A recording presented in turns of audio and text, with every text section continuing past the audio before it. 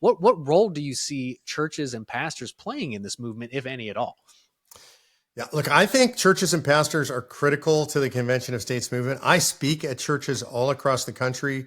One of my closest friends is Rick Green of Patriot Academy, teaches biblical citizenship. Yep. One of the chapters in biblical citizenship, chapter 8, the last week, I'm featured. Rick and I do a whole feature on Convention of States. So this message is spreading through churches all over the country. And one of the things I think is so important that we know our history. And our history is without churches, there was no American Revolution. Without the churches, there was no America. And so I think it's going to be critical for good, righteous Christians to stand up in their churches and say, this is something that we can do to save the nation. I believe that the framers of our Constitution were divinely inspired. I believe that they were mostly men of deep faith. I think Bill Federer has demonstrated this conclusively.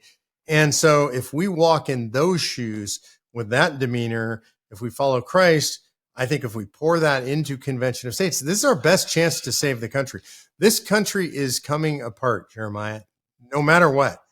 That is going to happen, in my opinion.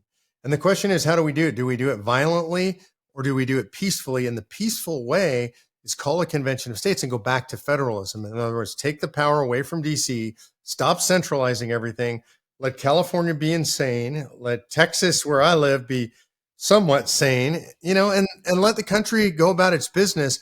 Federalism is the design of government for people who don't really like each other that much.